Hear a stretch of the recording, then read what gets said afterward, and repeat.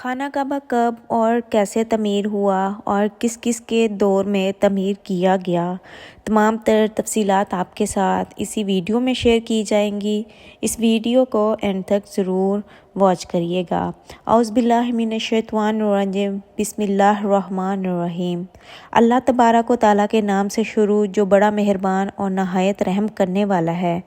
اللہ تعالیٰ قرآن پاک کی سورۃ العمران میں ارشاد فرماتا ہے، اور بے شک اللہ تبارک و تعالیٰ کا پہلا گھر جو لوگوں کے لیے مقرر کیا گیا وہ مکہ میں ہے، جو تمام دنیا کے لیے برکت والا اور ہدایت والا ہے۔ پیارے ناظرین، کیا آپ جانتے ہیں کہ دنیا میں سب سے پہلے اللہ تبارک و تعالیٰ نے اپنے گھر خانہ کعبہ کو کس طرح اور کب بنانے کی کیا بات سچی ہے، اور اللہ تعالیٰ نے خانہ کعبہ کو پیدا کیا، اور خانہ کعبہ کی تعمیر سب سے پہلے کس نے کی، اور خانہ کعبہ کا حج اور طواف کرنے والے سب سے پہلے کون لوگ تھے؟ خانہ کعبہ کی موجودہ تعمیر کتنے سو سال پرانی ہے، اور خانہ کعبہ کو اب تک کتنی مرتبہ تعمیر کیا جا چکا ہے، اور خانہ کعبہ کی پراسرار تاریخ کیا ہے؟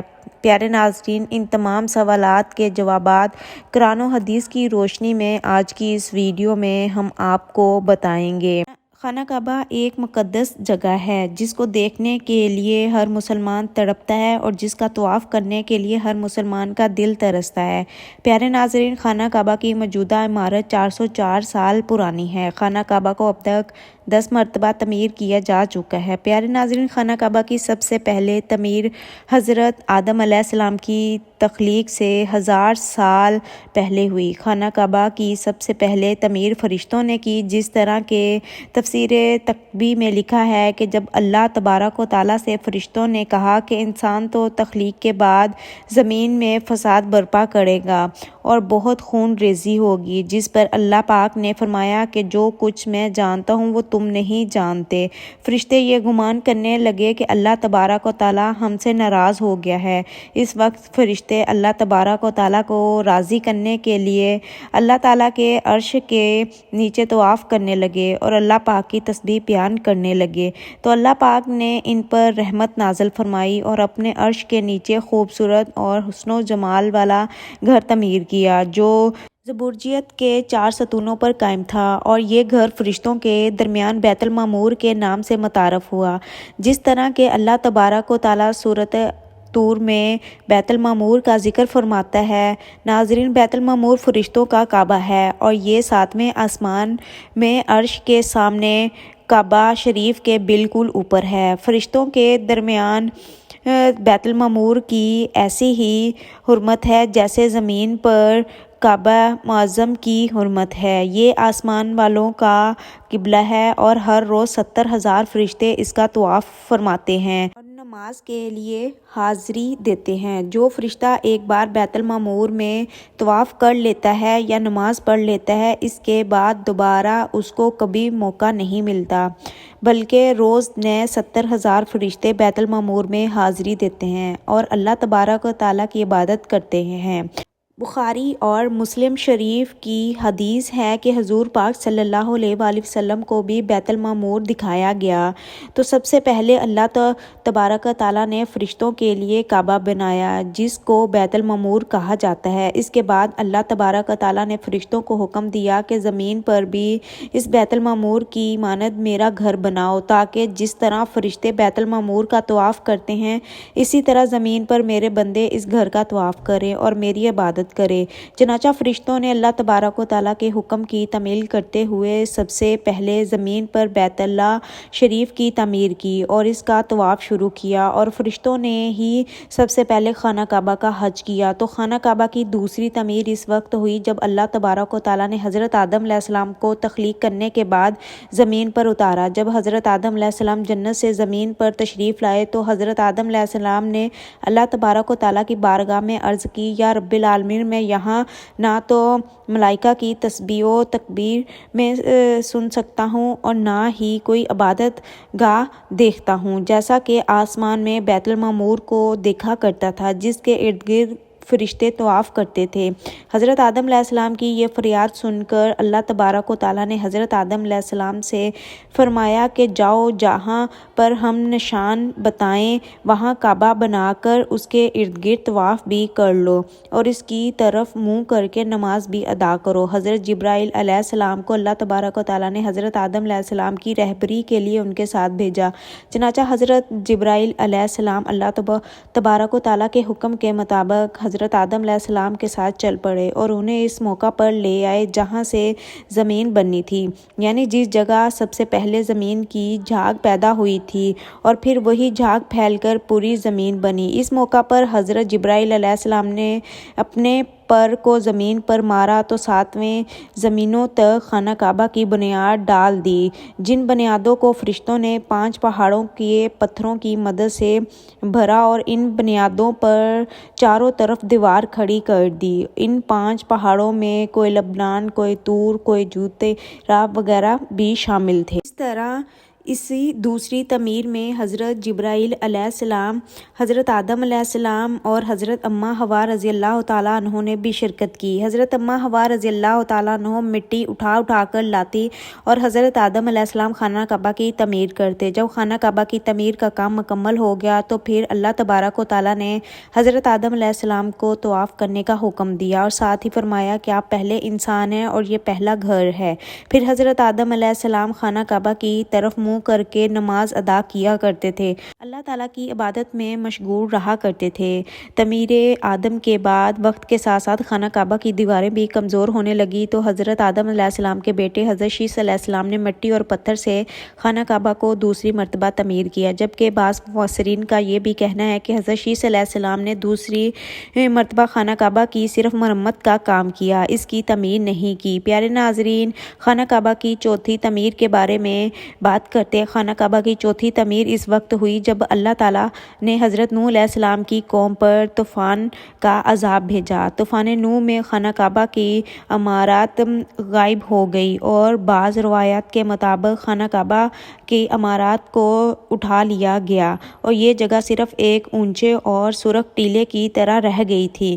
اس طوفان کے بعد جب حضرت ابراہیم علیہ السلام اس دنیا میں تشریف لائے تو اللہ تبارک و تعالیٰ نے حضرت ابراہیم علیہ السلام کو خانہ کعبہ کی تعمیر کرنے کا حکم دیا۔ حضرت ابراہیم علیہ السلام نے چوتھی مرتبہ خانہ کعبہ کو کس طرح تعمیر کیا، اس واقعے کا پس منظر کچھ یوں ہے کہ جب اللہ تبارک و تعالیٰ کے حکم کے مطابق حضرت ابراہیم علیہ السلام نے اپنی بیوی حضرت بی بی ہاجرہ رضی اللہ تعالیٰ عنہ اور اپنے پیارے بیٹے حضرت اسماعیل علیہ السلام کو مکہ کی پنجر ویران زمین اور پہاڑوں کے درمیان چھوڑ دیا، جہاں پر کوئی انسانی آبادی کا نام و نشان نہ تھا اور نہ ہی خانہ کعبہ کی عمارتیں، خانہ کعبہ کی جگہ بس ایک سرخ رنگ کا ٹیلا تھا۔ اس وقت حضرت ابراہیم علیہ السلام نے اپنی بیوی اور بچوں کو چھوڑ کر اللہ تبارک و تعالیٰ کے حکم کے مطابق مکہ کی طرف پہلا سفر کیا۔ جب دوسری دفعہ ابراہیم علیہ السلام نے اپنے خاندان سے ملنے کے لیے فلسطین سے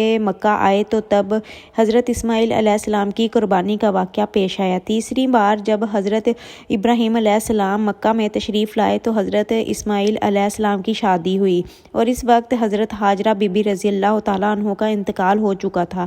چوتھی مرتبہ جب حضرت ابراہیم علیہ السلام مکہ میں تشریف لائے تو آپ کی ملاقات آپ کے بیٹے حضرت اسماعیل علیہ السلام سے نہ ہو پائی۔ پھر 5ویں مرتبہ حضرت ابراہیم علیہ السلام مکہ میں تشریف لائے تو اس وقت اللہ تبارک و تعالیٰ نے حضرت ابراہیم علیہ السلام کو بیت اللہ کی تعمیر کرنے کا حکم دیا۔ حضرت ابراہیم علیہ السلام نے حضرت اسماعیل علیہ السلام سے فرمایا کہ میرے بیٹے، اللہ تبارک و تعالیٰ نے مجھے حکم دیا ہے کہ میں اس گھر کی تعمیر کروں۔ تو حضرت اسماعیل علیہ السلام نے عرض کیا کہ ضرور کیجیے، میں خدمت کے لیے حاضر ہوں۔ چنانچہ ایک روایت کے مطابق خانہ کعبہ کی بنیادوں کی نشاندہی حضرت جبرائیل علیہ السلام نے کی۔ اس پر حضرت ابراہیم علیہ السلام اور حضرت اسماعیل علیہ السلام نے تعمیر کا کام شروع کیا۔ جب کھدائی شروع ہوئی تو قدیمی بنیادیں ظاہر ہونے لگی جن پر حضرت آدم علیہ السلام نے بیت اللہ شریف کی تعمیر کی تھی۔ حضرت آدم علیہ السلام کی بنیاد کے ظاہر ہو جانے کے بعد خانہ کعبہ کی تعمیر شروع ہوئی۔ حضرت ابراہیم علیہ السلام اپنے اس بڑھاپے میں ایک کاریگر اور حضرت اسماعیل علیہ السلام ایک مزدور کی حیثیت سے خانہ کعبہ کی تعمیر کرنے لگے۔ کوہ کوہ لبنان، کوہ ہیرا، کوہ ابوالقیس، کوہ صفا اور کوہ مروہ، ان پانچوں پہاڑوں سے حضرت جبرائیل علیہ السلام پتھر اٹھا کر لاتے اور حضرت ابراہیم علیہ السلام کعبے میں لگاتے۔ پھر حضرت جبرائیل علیہ السلام کی نشاندہی سے جبل ابوالقبیس کے کنویں سے 2 پتھر ملے۔ حضرت ابراہیم علیہ السلام ان پتھروں کو اٹھا کر لائے۔ ان میں سے ایک پتھر حجر اسود تھا اور دوسرا پتھر مقام ابراہیم کے نام سے مشہور ہوا۔ پیارے ناظرین، مقام ابراہیم وہ مشہور پتھر ہے جس پر کھڑے ہو کر حضرت ابراہیم علیہ السلام نے کعبے کی دیواریں بلند کی۔ جیسے جیسے خانہ کعبہ کی دیواریں بلند ہوتی جاتی ویسے ویسے یہ پتھر بھی ہوا میں بلند ہوتا جاتا۔ ناظرین، نبی کریم صلی اللہ علیہ وآلہ وسلم نے ارشاد فرمایا کہ حجر اسود جب جنت سے اتارا گیا تو دودھ کی طرح سفید تھا، پھر انسانوں کے گناہوں نے اسے سیاہ کر دیا۔ اور ایک اور روایت کے مطابق نبی کریم صلی اللہ علیہ وآلہ وسلم نے ارشاد فرمایا، حجر اسود اور مقام ابراہیم جنت کے یاقوتوں میں سے 2 یاقوت ہیں۔ اللہ تبارک و تعالیٰ نے ان کے نور کی روشنی کو بجھا دیا۔ اگر اللہ تبارک و تعالیٰ ان کے نور کی روشنی کو نہ بجھاتا تو یہ مشرق سے مغرب تک سب کو روشن کر دیتے۔ خانہ کعبہ کی 5ویں اور 6ٹی تعمیر۔ خانہ کعبہ کو 5ویں بار قوم عمالقہ اور 6ٹی مرتبہ قبلہ جرم نے تعمیر کیا۔ قبلہ جرم میں سے جس شخص نے یہ کام کیا اس کا نام حفص بن مداد اصغر تھا۔ خانہ کعبہ کی 7ویں تعمیر۔ خانہ کعبہ کی 7ویں تعمیر کرنے والے نبی آخرالزمان ہیں۔ حضرت محمد صلی اللہ علیہ وآلہ وسلم کے پاک نسب میں سے ایک بزرگ ہیں جن کا نام حضرت موسیٰ بن کلاب تھا۔ انہوں نے خانہ کعبہ کی تعمیر کی اور ایک بے مثال پختہ عمارت تعمیر کرائی۔ پیارے ناظرین، خانہ کعبہ کی 8ویں تعمیر کی ضرورت اس وقت پڑی جب قبلہ قریش کے سردار کے دور میں ایک زبردست سیلاب آیا جس سے خانہ کعبہ کی دیواریں بے حد کمزور ہو گئی، تو متفقہ فیصلے کے تحت خانہ کعبہ کو قبلہ قریش نے دوبارہ سے تعمیر کروایا، جس تعمیر میں نبی آخرالزمان حضرت مصطفیٰ صلی اللہ علیہ وآلہ وسلم کی ذات اقدس نے بھی شرکت فرمائی۔ سرمایہ کم ہونے کی وجہ سے قریش کی تعمیر میں حطیم کعبہ کو شامل نہیں کیا گیا تھا۔ خانہ کعبہ کی 9ویں تعمیر اس وقت ہوئی جب یزیدی فوج کی سنگ باری کی وجہ سے خانہ کعبہ کی دیواریں شکستہ ہو گئیں، تو حضرت عبداللہ بن زبیر نے حطیم کعبہ جو کہ قریش کی تعمیر میں شامل نہیں کیا تھا اس کو بھی شامل کر کے بنیاد ابراہیمی پر خانہ کعبہ کو نئے سرے سے تعمیر فرمایا۔ کعبہ کی 10ویں تعمیر عبد الملک بن مروان کے نائب حجاج بن یوسف جو کہ ایک ظالم حکمران تھا، اس نے 74 ہجری میں پھر سے خانہ کعبہ کو قریش والی تعمیر کے مطابق بنوایا۔ اس کے دور کے بعد جب خلیفہ ہارون منصب پر بیٹھا تو اس نے خانہ کعبہ کو منہدم کرنے کا فیصلہ کیا۔ حضرت عبداللہ بن زبیر کی تعمیر کے مطابق خانہ کعبہ کو تعمیر کرنا چاہا، لیکن امام ابو یوسف نے یہ کہہ کر اسے روک دیا کہ اگر یہی طریقہ کار رہا تو پھر ہر آنے والے حکمران اپنی شہرت کے لیے خانہ کعبہ کو گرا کر نئی تعمیر کروایا کریں گے۔ اس طرح لوگوں کے دلوں میں اس گھر کی عظمت کم ہوتی جائے گی۔ 1040 ہجری میں سلطنت عثمانیہ کے سلطان مراد بھی حجر اسود والے رکن کے علاوہ ساری عمارت کی بنیاد کو بنیاد حجاز کے موقف تعمیر کروایا۔